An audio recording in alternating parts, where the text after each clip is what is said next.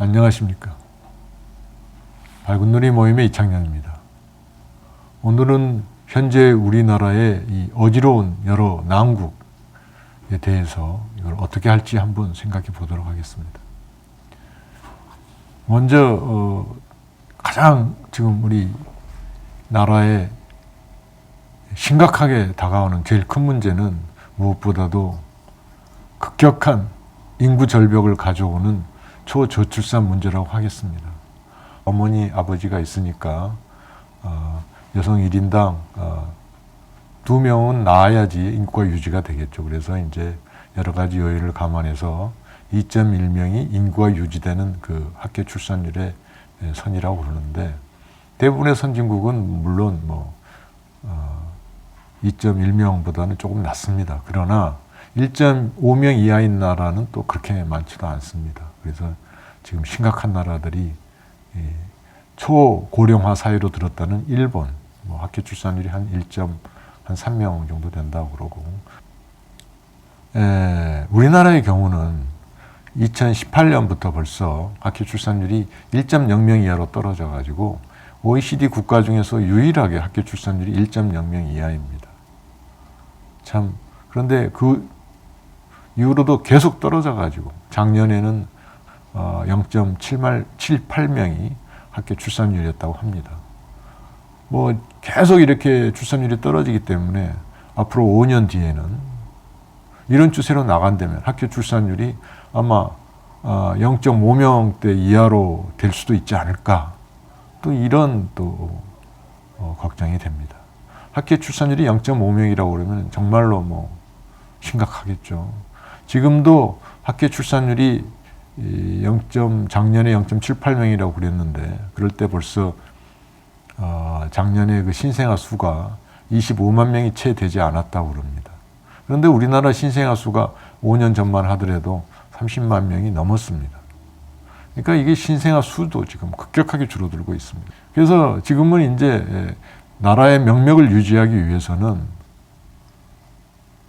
애 낳는 사람들한테 엄청난 혜택을 주어야만 될 지경입니다. 이태리에서도 지금 학교 출산율이 1.3명인가 이렇게 되니 그 정도 안팎이 되니까 새로운 총리가 그냥 엄청난 또 혜택을 주고 있다고 그러죠. 지금 근데 그게 어쩔 수 없습니다. 계속 이렇게 아이들을 안 낳고 결혼도 하지 않고 그러면은 나라가 유지가 되겠습니까? 혹자들은 이민을 개방하면 된다. 이민을 저개발 국가에서 이민을 많이 들여온다고 한들 얼마나 양질의 인력을 우리가 들여올 수 있겠습니까? 물론 합리적인 이민을 권장은 해야 되겠죠. 어쩔 수 없으니까. 그러나 또 이민 역시 수많은 문제를 또 가지고 들어올 겁니다.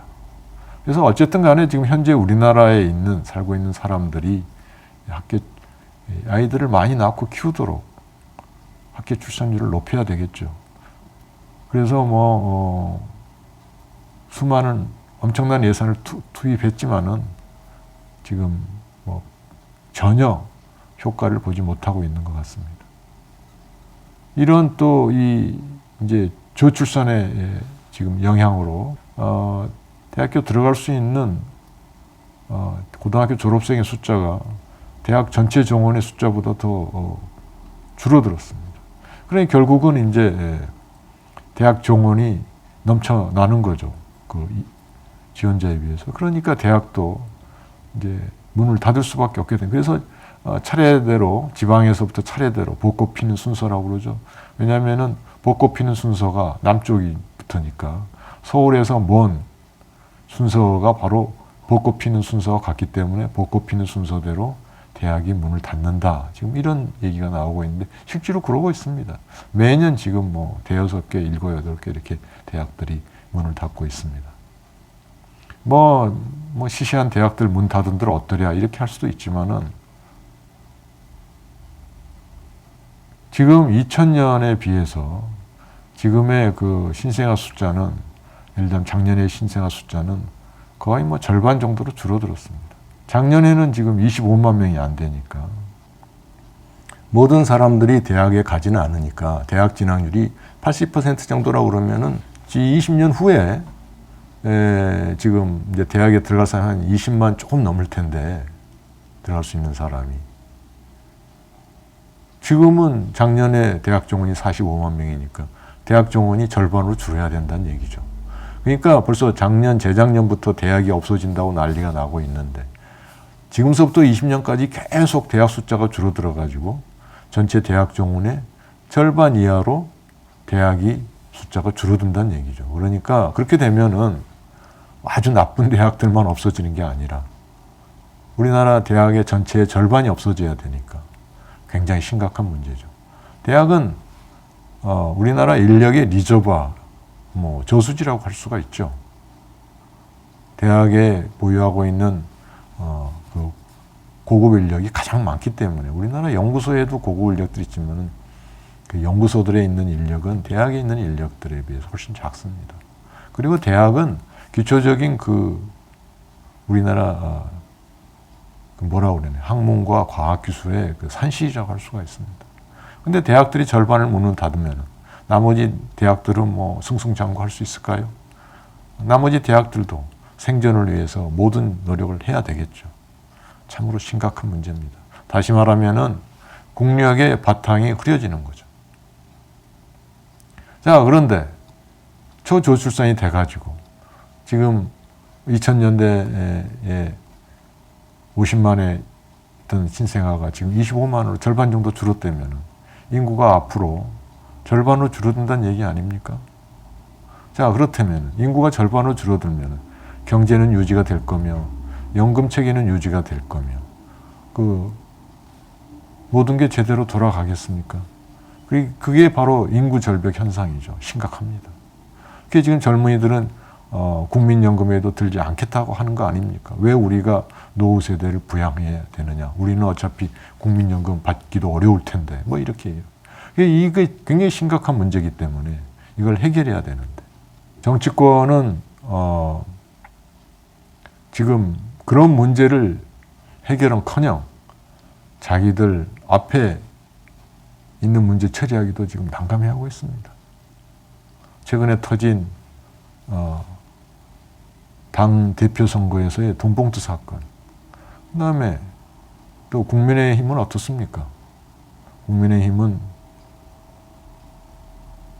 또 제대로 지금 당내 민주주의가 진행되지 않고 있다고 그러고 예적에 권위주의 시절로 돌아간 것 같다고 그러지 않습니까? 참으로 한심합니다. 국민들의 민주화된 의식은 굉장히 높은데 정치인들은 여전히 예전 정치인들 구태에 의연한 생각에 머물러 있습니다. 위장탈당 해가지고 입법을 하고 다수당이 됐다고. 그런 위장탈당한 사람을 다시 받아줘가지고 이게 참 유권자를 완전히 농락하는 거죠. 참 이런 썩은 정치, 권위주의 시대에 회귀하는 정치, 이런 정치를 바꿔야만이 우리나라의 심각한 문제, 초저출산, 대학 교육의 위기,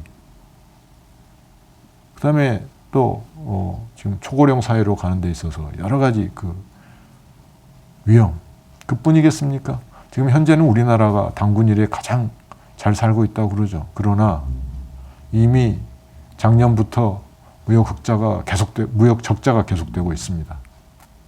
왜?